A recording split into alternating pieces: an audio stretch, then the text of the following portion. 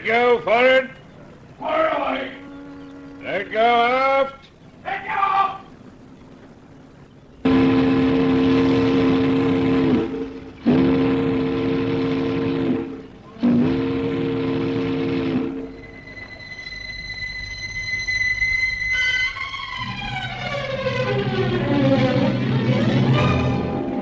Passage of the Tangmar. The story of a ship and its cargo of death.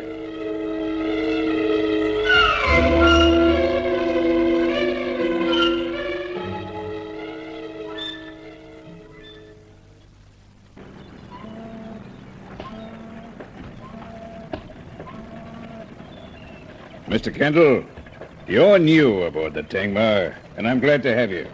But understand one thing from the start. This voyage to Savannah-la-Mar means a devil of a lot to all of us. Without it, the Tangmar would probably be tied up, rotting.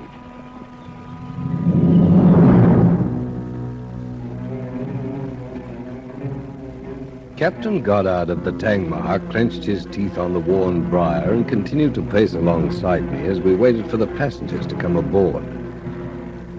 To the skipper of the Tangmar, I was the new mate who'd reported the day before. But that wasn't the whole story, not by a long shot. I watched a gull scream high above the deck, motionless in its flight against the wind squall. Rain clouds pressed down on the coat-hanger arc of the bridge. It had been raining that night in London, 2 months before, when I'd first heard of the $1 million estate of Victor Wherryman and the Tangmar's projected voyage from Sydney to Jamaica.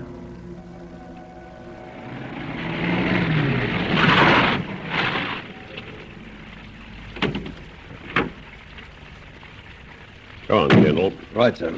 You'd better stay in the car, Dobson. Look after that cold. Yes, sir. It was just over here by the embankment that they found Slavin, Kendall. Too late to do anything for him. Colonel Hacking... Wait a minute, Dirk. Let me finish. I've chosen you for this assignment because of your merchant navy background. You have got a mate's ticket, haven't you? Yes. Well, you're going back to sea. You'll join the Tangmar in Sydney. How does that sound? Staggering. Yes, I thought it might. Well, this was the place. Lonely spot to finish up as violently as poor Slavin did. But what connection is there between the death of Slavin and my flying to Australia to join the crew of the Tangmar? That's why you're going, to find out. Come on, let's go back to the car. Miserable night to be revisiting the scene of the crime, isn't it? It was a blunt instrument job.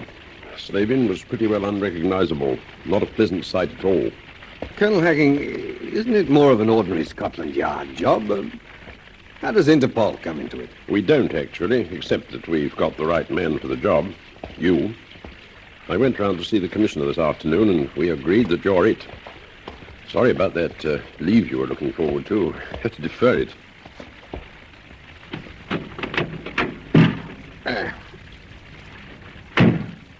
All right, Dobson, let's go. My rooms.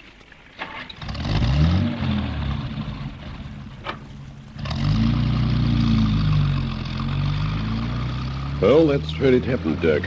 Now we'll go to my place and I'll bring you up to date. Fascinating case, really. And I've got a new brand of scotch you might care to try. You look as if you could do with one. How are you going to spend your leave anyway, Dirk? Here. Thanks. Fishing. Sheer waste of time. Much better for you to be working. Cheers. Well, if I'd left town tonight instead of going to my club, I'd have been out of sight and out of mind. Some other poor blighter would have had to be the bunny. Oh, I'd have located you, Kendall. How can Interpol find anyone if we can't keep track of our own chappies?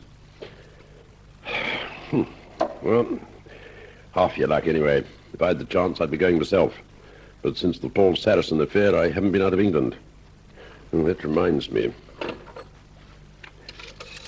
It seems a long time ago. Sign of the scimitar. Go again if you like, Kendall. I shan't be a minute.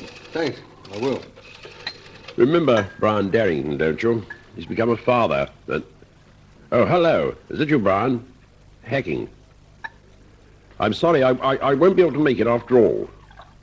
What? Oh, thanks. I'd be delighted. Give my regards to Claire. Bye. Now I'm a godfather, Kendall. You see, each of us roped in for something we don't want. Now, let's see. Well, I better start with Peter Slavin, I think. It is a good Scotch, Colonel. Here. Thanks.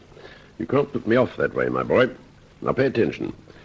Firstly, Slavin was killed 3 weeks ago, on the 14th of May, on the day that his photograph had been published in the paper, asking him to contact a law firm by the name of Brancher and Smith in Jamaica. Jamaica? That's right. The firm had been searching for Slavin for weeks. Why?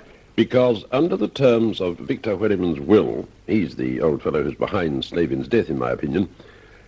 You see, when he died, Wherryman left an estate valued at well over £1 million and an enormous plantation in a place called... just wait a minute, I've got the name here somewhere.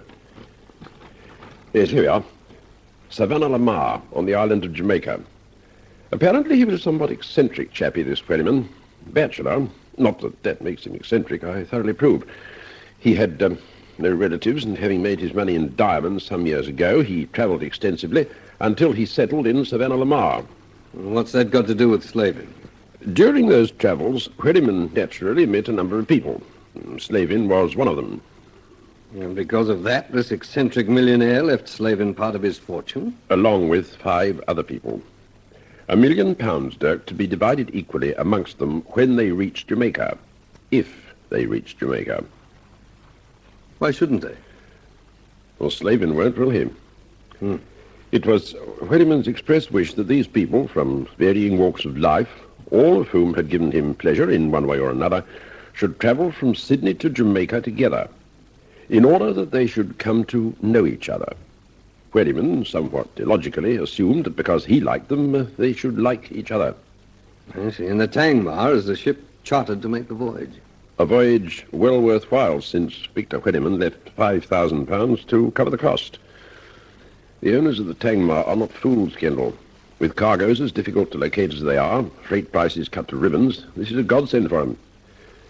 But Peter Slavin's death wasn't. And so to protect their interests and these 5 beneficiaries, I'm to join the Tangmar as mate, eh? You've already arranged it? Yes, Dirk, you leave England in 2 days' time. Fly to Sydney and report to, Captain John Robert Goddard, the skipper. What about the fellow I'm relieving? Oh, he won't suffer, the owners assure me. Anything else you want to know, Dirk? Anything else? You mean that's all? Generally speaking, yes. Oh, yes, there was something else. The Tangmar sailed from Tilbury docks the day before we found Peter Slavin. The day before? Well, then... I didn't say the killer was aboard the Tangmar, but he might be when you leave Sydney, mightn't he? But I think that's enough for tonight, Dirk. I'll see you again in the morning. Good night.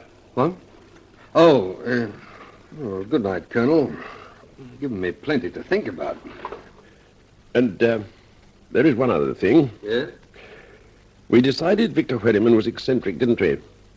Well, should any beneficiary fail to arrive in Jamaica on the Tangmar and on the date specified, his or her share will go to the others. So already they're all considerably better off by virtue of Slavin's death, aren't they? Good night, Dirk.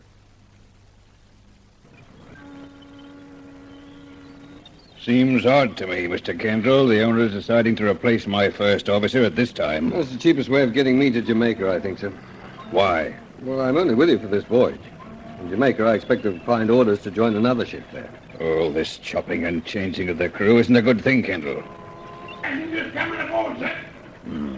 Going to meet some of our precious cargo at last, eh, Kendall? Come on, let's get it over. Turning me into a blasted passenger skipper at my time of life. Empty holds and full cabins. Huh. Why the devil they couldn't get us a decent ship, I don't know, Shadow. This tub looks like a... Father, don't. What? Where? Your name Goddard? Yes, and... Challoner. Major Basil Challoner. This is my daughter Sharon. Send someone down to get our stuff, will you? Then show us to our cabins. What does my ship look like, Major? What? Why, I think it looks very nice, Captain. I'm sure we'll be very comfortable. I hope so, Miss Challoner. My first officer, Mr. Kendall. How do you do? How do you do, madam? Mr. Kendall will show you to your cabins. Chips, get that luggage aboard, will you? Okay, skipper. This way, Major. Miss Challoner. Coming out here to Australia, having to pick up a ship like this. First good sea would capsize her, I should think. This is your cabin, Miss Challoner. Actually, it's a little smaller than your father's. As soon as he comes aboard, I'll have your stuff sent down. I wish we'd come from England by ship, but Daddy insisted on flying. Said we might as well look at Sydney while we had the chance. Your father doesn't seem awfully impressed. I loved it. It's exciting, and I wish we were staying longer. Mr. Kendall, you mustn't mind Father. He just seems abrupt and... Yes, of course.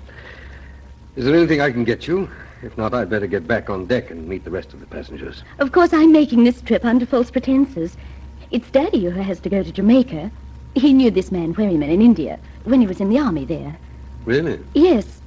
You see, Daddy was a subaltern at the time, and this Victor Wherryman came to the mess for dinner. Sheridan, I've told you before I don't like to tell you my business to every Tom, Dick, and Harry. And since you know nothing about the army, there's no need to mention it. Now your name's Kendall, isn't it? Yes, Major. Well, you get back on deck where you belong. Father? And stay away from my daughter's cabin, Kendall. If there's anything you want, come to me. Now get out.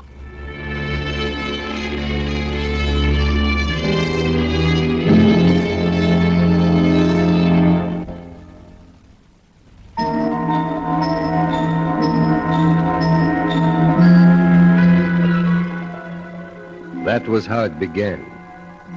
In Sharon Challoner's cabin aboard the Tangmar. I'd met the first of the beneficiaries under the terms of Victor Wherryman's will. But there were 4 more to come. 4 people who stood to gain a fortune, providing they lived through the passage of the Tangmar.